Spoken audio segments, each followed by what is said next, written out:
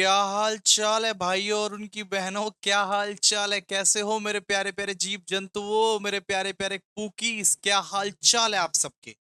Sir सब बढ़िया, सब मजे में, अच्छे हैं हम सब। तो ऑडिट का यूनिट नंबर 1 में का पार्ट नंबर बी में आप लोगों का स्वागत है। ऑडिट का यूनिट नंबर 1 का पार्ट नंबर बी में आप लोगों का स्वागत है दोस्तों। हमने क्वेश्चन नंबर 6 तक पढ़ लिया था, हमने छठा नंबर क्वेश्चन तक पढ़ लिया था। अब सातवां नंबर क्वेश्चन को पढ़ने जा रहे हैं। लेकिन अगर आप लाइक नहीं कर रहे हो, कमेंट नहीं कर रहे हो, शेयर नहीं कर रहे हो, आपकी शादी कभी नहीं होगी भाई।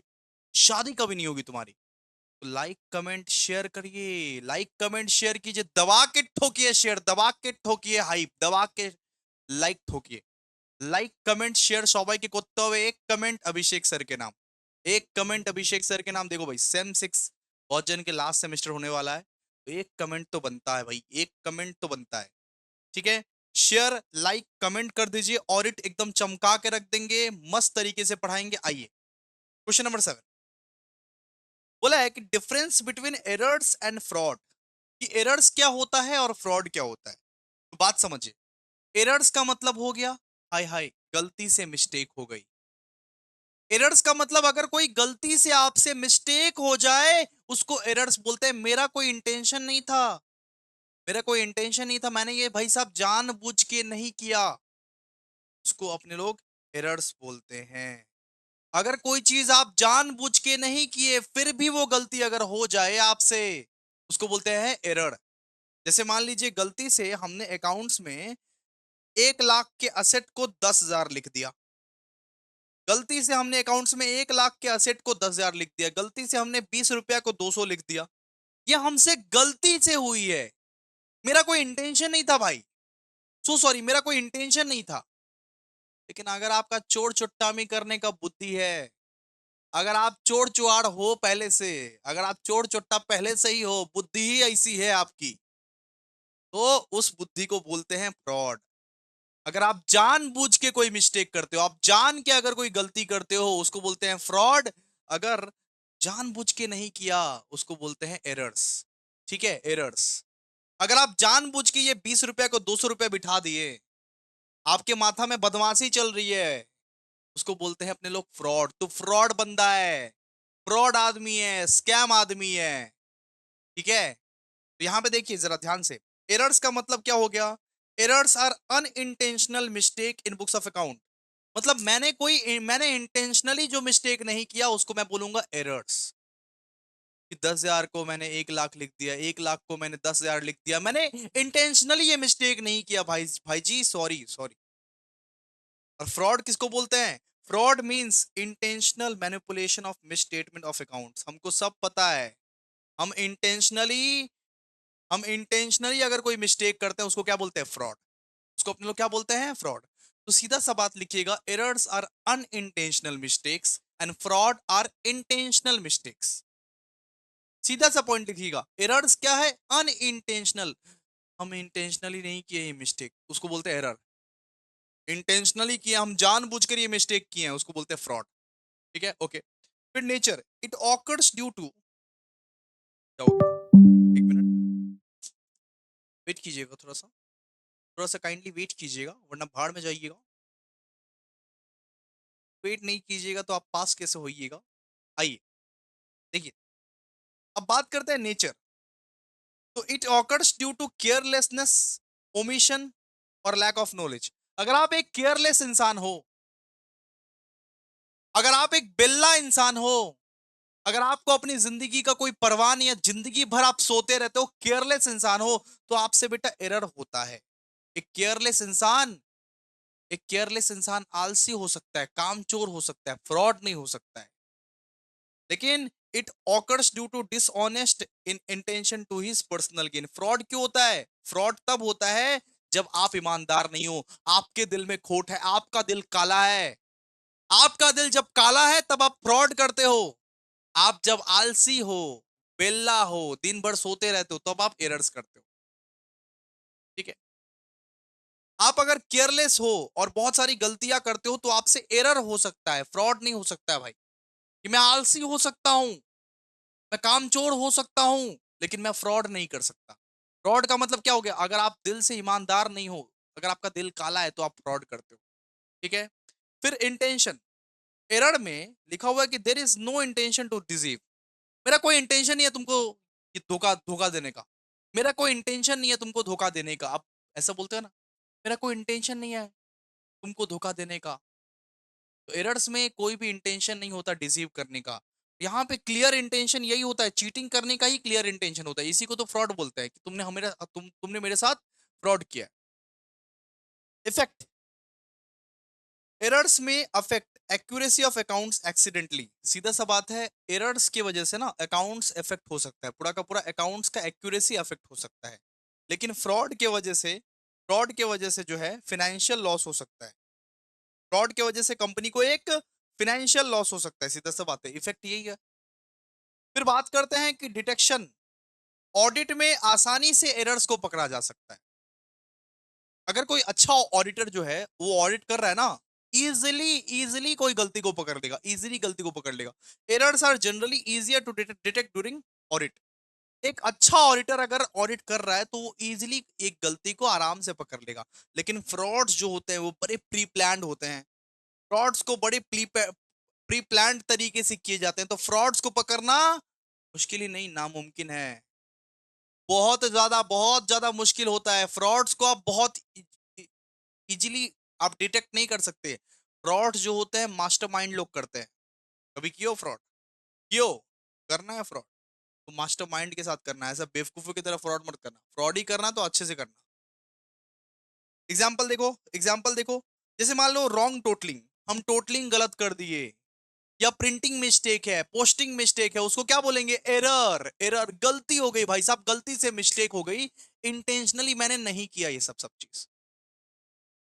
और अगर तुम मालिक के गले से कैश चुरा रहे हो, अगर तुम मालिक के गले से पैसा ऐसा चुरा रहे हो, अगर पैसा का घपलाबाजी कर रहे हो, उसको बोलते हैं फ्रॉड। एरर्स और फ्रॉड क्लियर है? Errors are unintentional, errors unintentionally किया जाता है, फ्रॉड इंटेंशनली किया जाता है, सीधा सा बात है। अब बात करेंगे अपने लोग नेक्स्ट बात करेंगे कि कंटिन्यूअस ऑडिट और पीरियोडिक ऑडिट क्या होता है, और इसका क्या क्या डिफरेंस है, इसका क्या डिफरेंस है, सुनिए। तो कंटिन्यूअस ऑडिट का मतलब क्या है कि ऑडिट वर्क पूरा साल 20 बार 25 बार ये 30 बार चलता रहेगा चलता रहेगा चलता रहेगा, इसको बोलते हैं कंटिन्यूअस ऑडिट। अगर आपका ऑडिट का काम पूरा साल चलता ही रहता है, हर महीने ऑडिट का काम होता है, हर दिन ऑडिट का काम होता है, अरे बड़े बड़े कंपनी में ना, बड़े बड़े जो कंपनी होते हैं, रिलायंस, टाटा, उनका काम पूरा साल चलता रहता है, उसको बोलते हैं continuous audit. Continuous audit, audit work is conducted continuously through out the year at regular interval. जो लार्ज ऑर्गेनाइजेशंस होते हैं, जैसे अदानी अंबानी, जैसे जैसे टाटा, उनका ऑडिट जो है पूरा साल चलता रहता है, because huge number of transactions, large number of transactions, वो लोग बर्डन नहीं संभाल पाएंगे, इसीलिए पूरा साल ऑडिट चलता रहता है। उसको अपने लोग क्या बोलेंगे बेटा? Continuous audit. और पीरियोडिक ऑडिट का मतलब एक पीरियड के बाद ऑडिट होगा, मतलब हर 6-6 महीने बाद होता है, या हर एक साल बाद होता है ऑडिट। हर साल ऑडिट होता है, या हर 6-6 महीने बाद होता है, या हर 3-3 महीने बाद अगर ऑडिट होता है, ठीक है। तो पीरियोडिक ऑडिट का मतलब कि हर अकाउंटिंग पीरियड के बाद या हर 6-6 महीने के बाद, एक पीरियड के बाद जो ऑडिट होता है उसको बोलते हैं पीरियोडिक ऑडिट। सीधा सा बात लिखिएगा, audit work is conducted after the end of the accounting year, after the end of the accounting period is known as periodic audit. जैसे मान लीजिए इस साल का ऑडिट हो गया, अगले साल हम लोगों को वापस करवाना है, ठीक है। अब देखिए, ये कंटिन्यूअस ऑडिट जो है ये लार्ज ऑर्गेनाइजेशंस के लिए सुटेबल है। जो बहुत बड़े बड़े ऑर्गेनाइजेशन है, बड़े बड़े कंपनीज है, इनके लिए सुटेबल है कंटिन्यूअस ऑडिट। और पीरियोडिक ऑडिट जो है वो स्मॉल बिजनेस के लिए सुटेबल है, स्मॉल बिजनेस के लिए सुटेबल है, suitable for large organisation, suitable for small business, ठीक है। फिर इसका टाइम ऑफ ऑडिट, तो कंटिन्यूअस ऑडिट जो है, auditor visits accounts department frequently during the year. यहाँ पे ऑडिटर नौकर होता है, साल में कितना बार भी जाता है, साल में कितना बार भी ऑडिट करने जाता है। बात समझिए कि कंटिन्यूअस ऑडिट में ऑडिटर जो है साल में कितना बार भी ऑडिट करने जाता है, 20 बार 30 बार 50 बार 100 बार, जितना बार भी, उसको अपने लोग क्या बोलते हैं? Continuous audit. और यहाँ पे पीरियोडिक ऑडिट में ऑडिटर साहब एक बार जाते हैं, एक बार जाते हैं, साल में एक बार जाते हैं, ऑडिट करके चलाते हैं, ऑडिट करके चलाते हैं, एक बार जाएंगे सिर्फ, एक कंपनी में एक बार जाएंगे सिर्फ ऑडिट करने और ऑडिट करके चलाएंगे। ठीक है।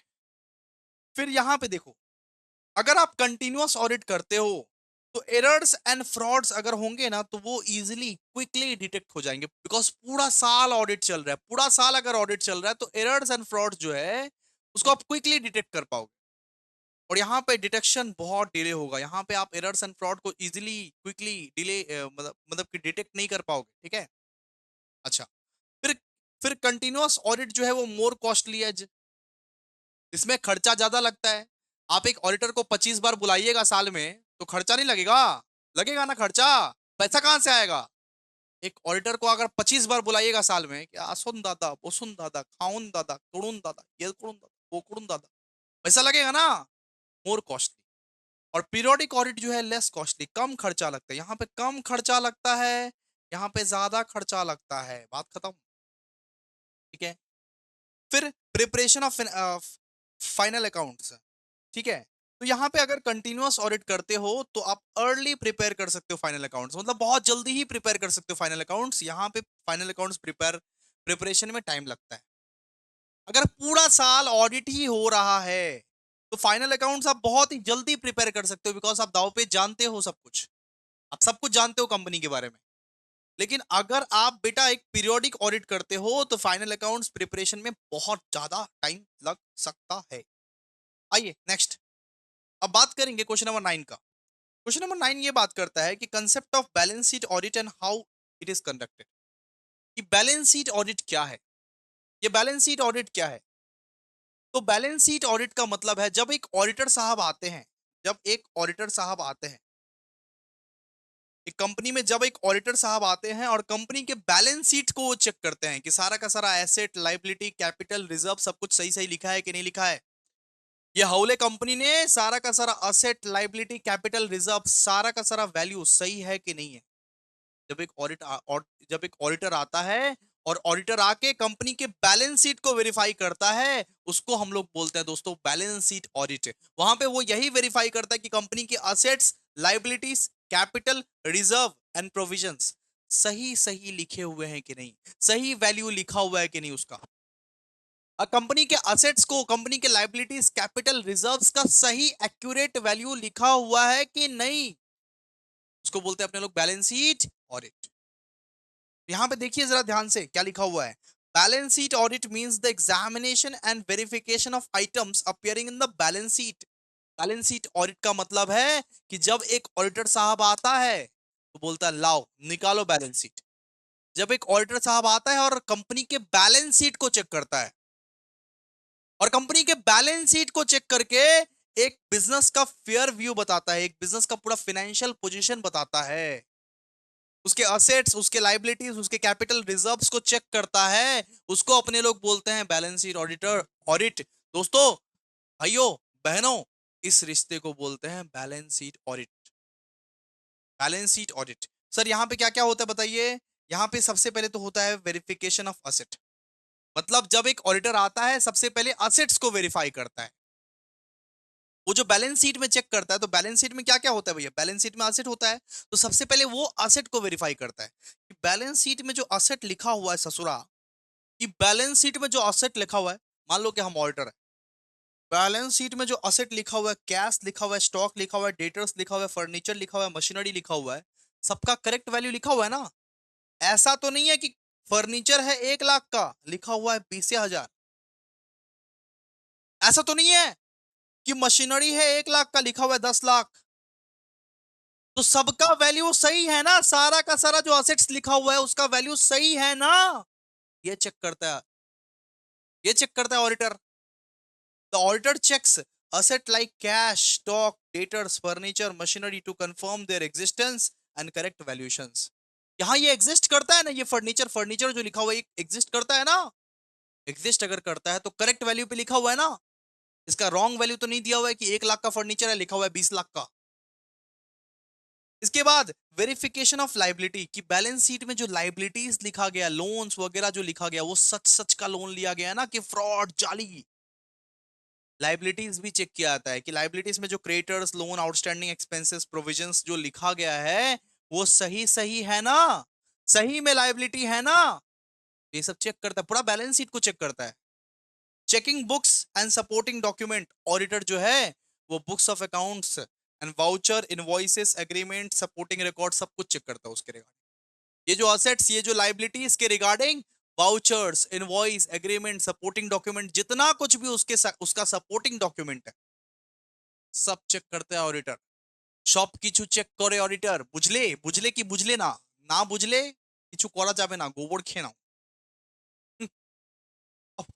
लाइक करो, लाइक लाइक लाइक लाइक करो भाई, लाइक। चलो आ जाओ। नेक्स्ट। नेक्स्ट है study of internal control system.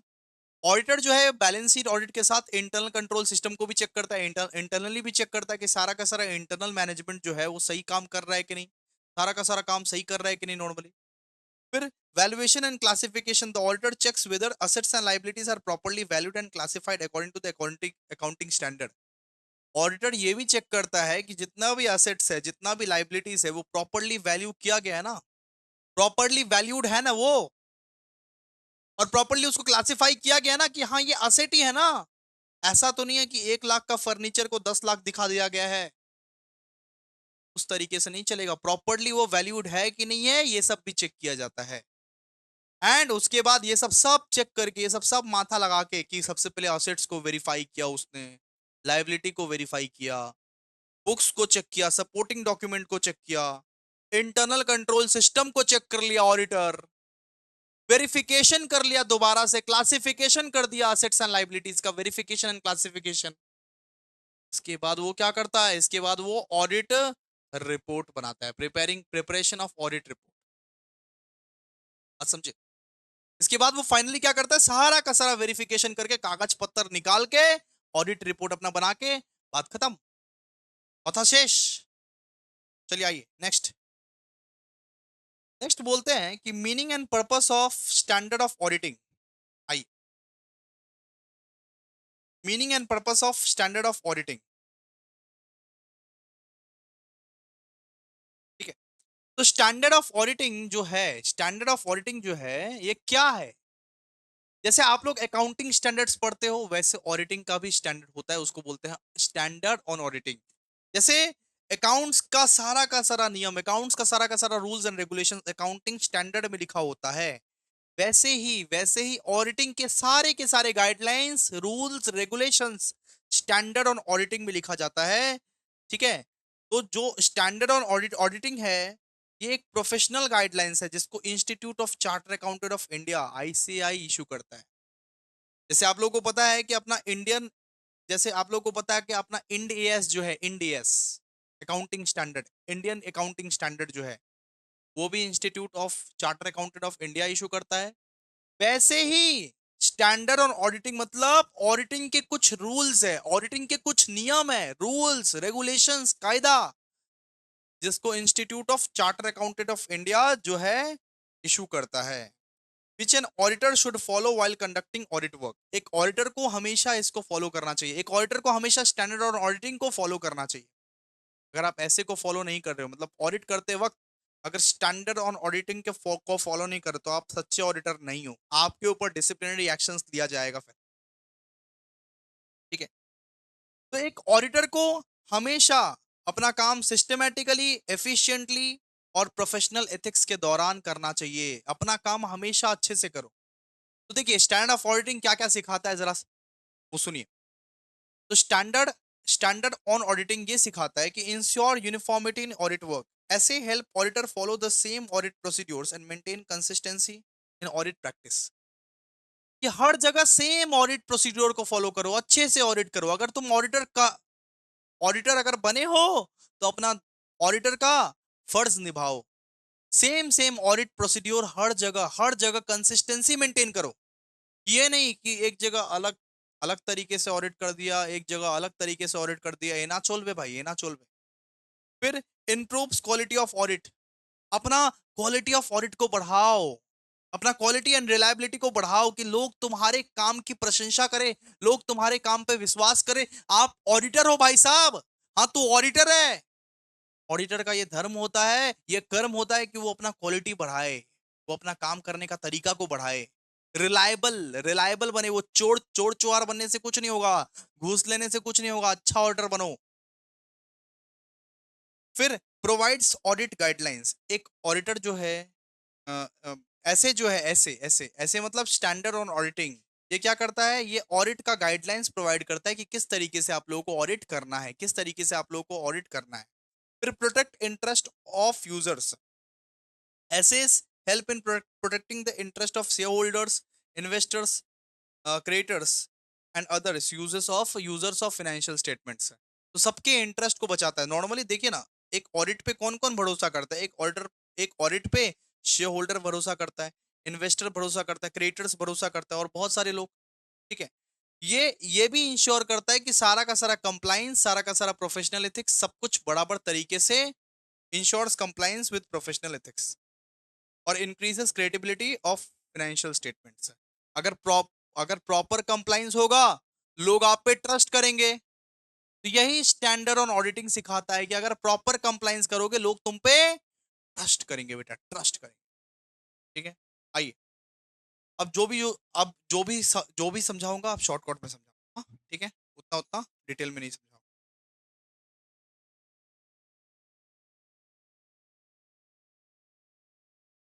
अब नेक्स्ट क्वेश्चन देखिए। नेक्स्ट क्वेश्चन है, auditing is a dynamic social science. इसका मतलब क्या होता है भैया?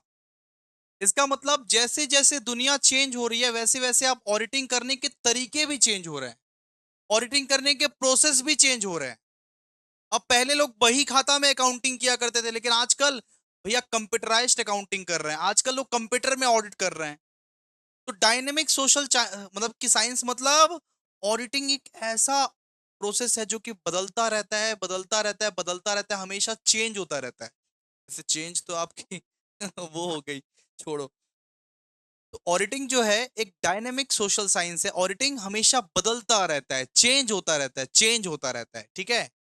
जैसे पुराने जमाने में बही खाते में ऑडिटिंग होता था, अब के जमाने में अब के जमाने में वो स्मार्ट वो कंप्यूटर्स में होता है ऑडिटिंग।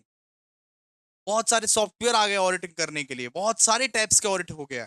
ठीक है। तो यहाँ पे वही चीज लिखा हुआ है, auditing is called a dynamic social science because it is not limited only to the checking books of accounts. अब खाली बुक्स ऑफ अकाउंट्स चेक करना इसका मतलब ऑडिटिंग नहीं। ऑडिटिंग अभी बहुत चेंज हो चुका है, बहुत सारे टेक्नोलॉजीज आ चुकी है ऑडिटिंग में। But it also changes according to the business, society, law, technology and economic conditions. Audit helps in protecting the interest of shareholders, investors, creditors and society as a whole। ठीक है। Audit जो है, ये share holders, investors, creators का या society का, सबका interest protect करने में हेल्प करता है। ठीक है। आइए, तो सबसे पहले देखिए यहाँ पे, सबसे पहले ऑडिटिंग जो है वो रिलेटेड है ह्यूमन एक्टिविटीज से, ह्यूमन एक्टिविटी से वो रिलेटेड है। सबसे पहले ऑडिटिंग जो है वो ह्यूमन एक्टिविटी से रिलेटेड है। ऑडिटिंग बिजनेस में काम करने वाले लोगों के एक्शंस और रिकॉर्ड को चेक करती है। ठीक है। क्योंकि ये ह्यूमन से रिलेटेड है, ऑडिटिंग ह्यूमन से रिलेटेड है। कि बिजनेस में जो लोग काम कर रहे हैं, वो जो इंप्लॉयज काम कर रहे हैं, वो कैसा काम कर रहे हैं, ये भी तो एक देखना ऑडिटिंग ही है। कि एक बिजनेस में इंप्लॉयज कैसा काम कर रहे हैं, वो फर्जी तो नहीं है, फ्रॉड तो नहीं कर रहा है भाई। तो ऑडिटिंग जो है वो ह्यूमन एक्टिविटीज से भी रिलेटेड है। कि इंसान चोरी चमारी करेगा, ऑडिट ऑडिट करके फट से पकड़ लेंगे, इंसानों से रिलेटेड है वो। अच्छा, ऑडिट जो है वो टाइम टू टाइम चेंज होता रहता है। जैसे पुराने पुराने जमाने में बही खाता में ऑडिटिंग होता था, आज के जमाने में वो कंप्यूटराइज्ड हो चुका है। तो ऑडिट जो है वो चेंज होता रहता है धीरे धीरे, changes with the business environment. Audit methods and procedures change according to the changes in the business practices and technologies and economic conditions. Influenced with the law and regulations. जब companies act या tax laws या accounting standards में change होते हैं, तो auditing को भी change होना पड़ता है। जब कुछ चेंजेस कंपनीज एक्ट में होते हैं या टैक्स लॉस में होते हैं या अकाउंटिंग में होते हैं, तो ऑडिटिंग को भी बेटा चेंज होना पड़ता है। Auditing changes with the amendment in the companies act and tax loss, accounting standard on auditing. ठीक है। Protects interest of society. Audit जो है वो share holders, investors, banks, creditors का ट्रस्ट बढ़ाता है। अगर आपने ऑडिट अगर आपने ऑडिट अपने कंपनी के लिए करवाया है, तो वो शेयर होल्डर्स, बैंक्स, क्रेडिटर्स के लिए ट्रस्ट बढ़ता है, इससे ट्रस्ट बढ़ता है। शेयर होल्डर को लगता है वाओ ये कंपनी ऑडिट की है, वाओ। ऑडिट जो है वो मॉडर्न टेक्नोलॉजी का यूज करता है, use of modern modern technology. आजकल आप देख सकते हो कि ऑडिट यूजेस कंप्यूटर्स आ गया, ऑडिट सॉफ्टवेयर आ गया, डेटा एनालिसिस आ गया। तो ऑडिट जो है वो मॉडर्न टेक्नोलॉजी को यूज करता है, नॉर्मली मॉडर्न टेक्नोलॉजी को यूज करता है, ठीक है। फिर आजकल आप देखोगे कि ऑडिट का स्कोप कितना बढ़ चुका है। आजकल सिर्फ एक टाइप का ऑडिट थोड़ा ना है, आजकल भैया कितने सारे टाइप्स का ऑडिट है। Cost audit, tax audit, management audit, environmental audit, social audit. तो ऑडिट का स्कोप भी बढ़ चुका है। बहुत सारे टाइप्स के ऑडिट है आजकल, कि मैनेजमेंट ऑडिट है, कॉस्ट ऑडिट है, टैक्स ऑडिट है, एनवायरमेंट ऑडिट है, सोशल ऑडिट है, वगैरह वगैरह वगैरह। ऑडिट जो है वो आपको बेटर कॉर्पोरेट गवर्नेंस के लिए हेल्प करता है, बेटर बेटर कॉर्पोरेट गवर्नेंस के लिए। ऑडिट ट्रांसपेरेंसी और अकाउंटेबिलिटी को इंप्रूव करती है और बेटर कॉर्पोरेट गवर्नेंस लाती है। ऑडिट जो है वो सिखाता है ऑडिटर को कि हमेशा प्रोफेशनल जजमेंट यूज करना, अपना हमेशा अपना प्रोफेशनल स्किल यूज करना, हमेशा प्रोफेशनली बिहेव करना। ऑडिट अपने ऑडिटर को यह सिखाता है कि तुम ऑडिट करने जा रहे हो तो हमेशा अपना प्रोफेशनल स्किल का इस्तेमाल करना, इंडिपेंडेंस रहना, इंडिपेंडेंटली डिसीजन लेना, ठीक है। क्लियर है? सीधा सा बात है, auditing is a dynamic social science. आइए अब बात करते हैं नेक्स्ट। नेक्स्ट अब बात करते हैं, आइए, can auditor is a watch dog not a blunt hound? Discuss. एक ऑडिटर वॉच डॉग होता है, ब्लड हाउंड नहीं। इसका मतलब क्या होता है? वॉच डॉग मतलब, वॉच डॉग मतलब एक ऐसा कुत्ता जो सतर्क रहता है और खतरा देखते ही वार्निंग देता है। और ब्लड हाउंड मतलब एक ऐसा कुत्ता जो अटैक करता है, जो हर वक्त चोर और फ्रॉड को ढूंढता रहता है। सुनिए, आप पहले वॉच डॉग और ब्लड हाउंड का मतलब आप समझिए। वॉच डॉग का मतलब क्या होता है? वॉच डॉग का मतलब एक ऐसा डॉग जो हमेशा सतर्क रहता है और खतरा देखते ही वार्निंग देता है कि हाँ खतरा है, खतरा है, खतरा है। वो वार्निंग देता है, वॉच डॉग जो है वो वार्निंग देता है खतरा देखते ही, एक वॉचमैन की तरह। और एक ब्लड हाउंड क्या होता है सर? ब्लड हाउंड मतलब एक ऐसा डिटेक्टिव डॉग जो हमेशा चोर को खोजता रहता है, हमेशा हमेशा जो चोर को खोजता रहता है, ठीक है। क्लियर है? तो यहाँ पे वही चीज बोला हुआ है, meaning of watch dog. A watchdog remains alert and protect property from danger. Similarly, auditor examines books of accounts carefully and reports material errors and irregularities. ठीक है। अच्छा, एक वॉचडॉग जो है वो डिटेक्टिव की तरह बिहेव नहीं करता, वो हमेशा चोर को खोजता नहीं है। लेकिन वॉचडॉग का ये रिस्पॉन्सिबिलिटी है कि कोई भी खतरा अगर आ गया, कोई भी खतरा अगर आ गया, वो वार्निंग देगा। जैसे आपके सोसाइटी का वॉचमैन, आपके सोसाइटी का वॉचमैन कोई चोर वोर को खोजने नहीं जाता है, लेकिन कोई भी खतरा आता है तो वो वार्निंग देता है, वो सिग्नल बजाता है कि भाई चोर आ गया, चोर आ गया, बच के रहो। Not expected to act as a detective. Watchdog जो है वो डिटेक्टिव की तरह बिहेव नहीं करता। तो एक ऑडिटर को भी वैसा ही रहना चाहिए। एक ऑडिटर को भी वैसा ही होना चाहिए, डिटेक्टिव की तरह बिहेव मत करो। लेकिन कोई खतरा है तो वार्न करो, कोई खतरा है तो वार्न करो, वार्निंग दो। वो duty to exercise reasonable care है। एक ऑडिटर का ये भी रिस्पॉन्सिबिलिटी रहता है कि 100% गारंटी वो नहीं देता है, लेकिन अपना ड्यूटीज को वो पूरी की पूरी कोशिश के साथ निभाए। ऑडिटर को ऑडिट करते वक्त हमेशा प्रोफेशनल स्किल्स, रीजनेबल केयर और प्रोफेशनल स्पेक्टिज्म दिखाना चाहिए। फिर बात करते हैं प्राइमरी ड्यूटी ऑफ ऑडिटर, ठीक है। ऑडिटर को मेन काम ये देखना है कि financial statement true and fair है। उसको और किसी चीज से मतलब नहीं रहना चाहिए, उसका मेन काम ये देखना है कि फाइनेंशियल स्टेटमेंट्स जो है वो ट्रू एंड फेयर है कि नहीं है। The main duty of the auditor is to examine whether the financial statement shows a true and fair view of the financial position of the business, ठीक है। और फिर उसके बाद सबसे पहले एक ऑडिटर जो है वो फाइनेंशियल स्टेटमेंट्स देखेगा, उसके बाद वो फ्रॉड को पकड़ेगा। एक ऑडिटर का प्रथम कर्तव्य है कि वो फाइनेंशियल स्टेटमेंट्स को देखेगा कि फाइनेंशियल स्टेटमेंट्स कोई फर्जी है कि नहीं है। वो देख लिया। अब उसका सेकेंडरी काम है ये चेक करना कि कोई फ्रॉड व्रॉड तो नहीं है। Detection of fraud is secondary.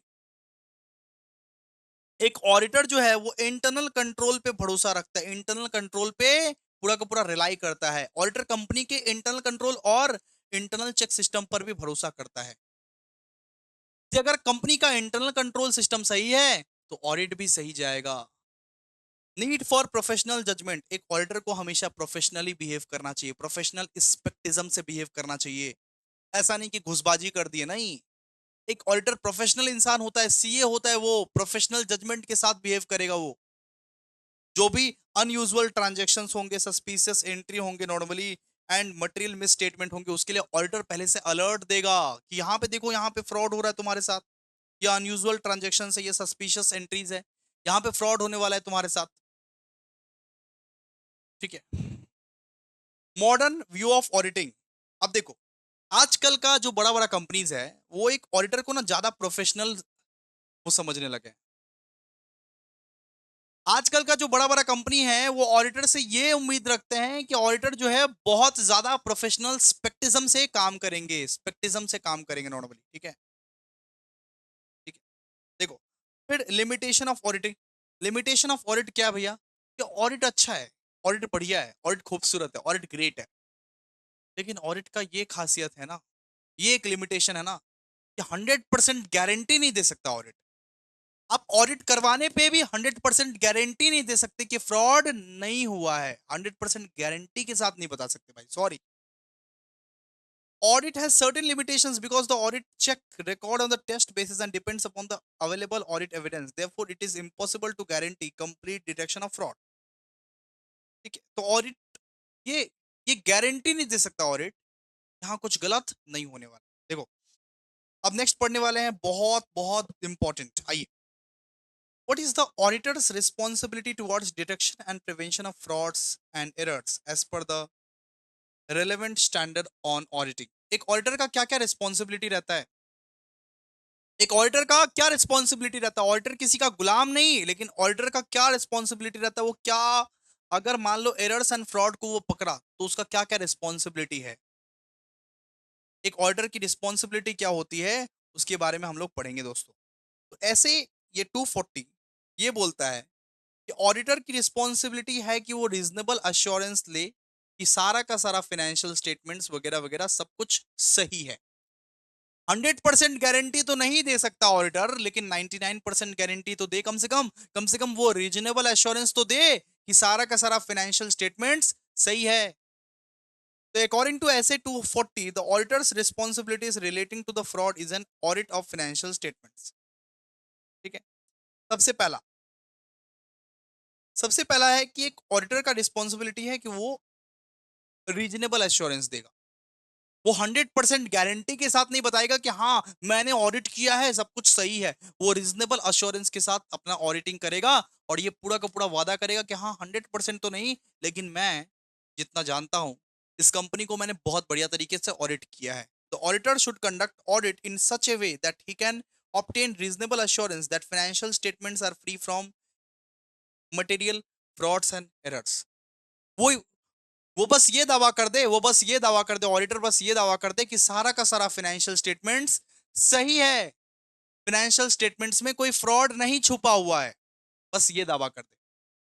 फिर ऑडिटर का ये भी रिस्पॉन्सिबिलिटी है कि वो प्रोफेशनल स्पेक्टिज्म दिखाए, हमेशा प्रोफेशनली वो काम करे, प्रोफेशनल स्पेक्टिज्म दिखाए। कोई भी सस्पिशियस ट्रांजेक्शंस है या अनयूजुअल सर्कमस्टेंसेस में वो अच्छे से बिहेव करे, वो बायस्ड रिव्यू ना दे, वो बायस्ड वो डिसीजन ना दे, वो अपना दिल का बात सुने। तो ऑडिटर का क्या क्या रिस्पॉन्सिबिलिटी है, सीधा सा बात है। फिर identification of risk of fraud and error, auditor का ये भी रिस्पॉन्सिबिलिटी है कि जो भी फ्रॉड है, जो भी एरर है, उसको वो आइडेंटिफाई करे, जल्दी से जल्दी उसको वो आइडेंटिफाई करे। Evaluation of internal control system, auditor की ये भी रिस्पॉन्सिबिलिटी है कि इंटरनली क्या चल रहा है, कंपनी का इंटरनल इंटरनल क्या चल रहा है, वो सब वो चेक करे। ये collection of audit evidence, auditor का ये भी रिस्पॉन्सिबिलिटी है कि वो सारे के सारे ऑडिट एविडेंस को कलेक्ट करे, सही से ऑडिट एविडेंस को कलेक्ट करे। अब detection of material fraud and error, जितना भी फ्रॉड है, एरर है, उसको वो डिटेक्ट करे, ये सब ऑडिटर का रिस्पॉन्सिबिलिटी है। वो मैनेजमेंट को वो कम्युनिकेट करे, कम्युनिकेशन विद द मैनेजमेंट, जितने भी इरेगुलरिटीज हो रही है, जितने भी धांधली पंती हो रही है, उसके बारे में मैनेजमेंट से वो बात करे। ऑडिट रिपोर्ट बनाए, ऑडिट रिपोर्ट को मॉडिफाई करे, मॉडिफाई मतलब चेंज, अगर ऑडिट रिपोर्ट को अगर चेंज करना पड़े तो वो चेंज भी करे। क्लियर है? तो ये सब क्या है, ये सब एक ऑडिटर का रिस्पॉन्सिबिलिटी है। आइए नेक्स्ट लास्ट क्वेश्चन। आइए लास्ट क्वेश्चन आपको पढ़ा देता हूं, आप लोग पढ़ लेना घर में। आइए, सबसे पहले यहाँ पे बहुत सारा चीज का अपने को डिफिनेशंस बोला हुआ है बताने के लिए। सबसे पहले बताइए इंटरनल ऑडिट क्या होता है। जब कंपनी के इंटरनल लोग जब कंपनी के इंटरनल मैनेजमेंट खुद ऑडिट करते हैं, कंपनी के 50 बार ऑडिट करते हैं, उसको बोलते हैं इंटरनल ऑडिट।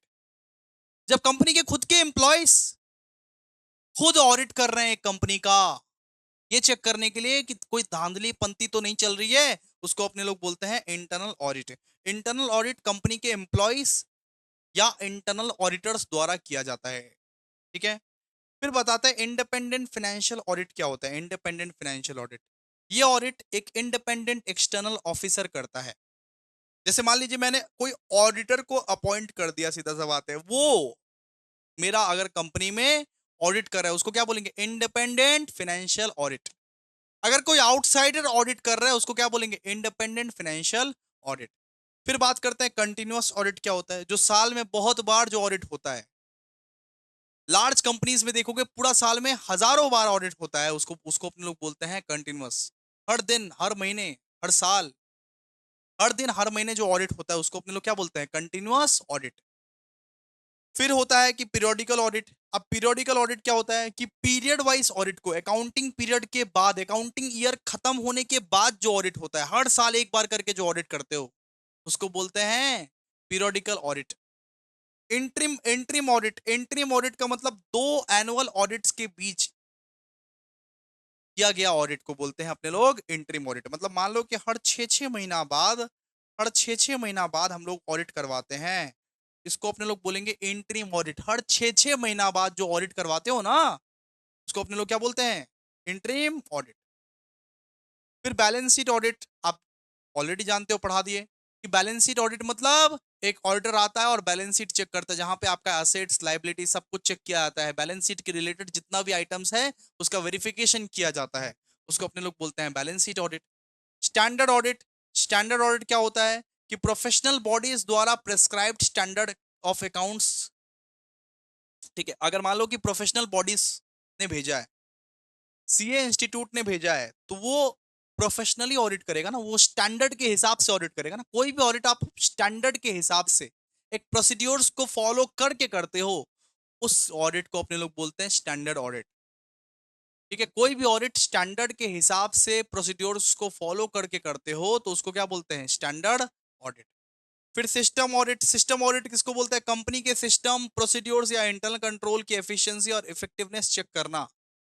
कंपनी के खुद के कंपनी के खुद की एफिशिएंसी, रिलायबिलिटी, इफेक्टिवनेस अगर आप चेक करते हो, तो उसको बोलते हैं सिस्टम ऑडिट। इंटरनल कंट्रोल को चेक कर रहे हो आप, इंटरनल सिस्टम को चेक कर रहे हो कंपनी के।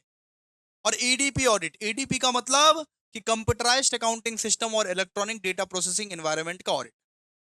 कि कंपनी में जितना भी कंप्यूटराइज्ड अकाउंटिंग है, उसका अगर आप ऑडिट करना चाहते हो, उसको बोलते हैं ईडीपी ऑडिट।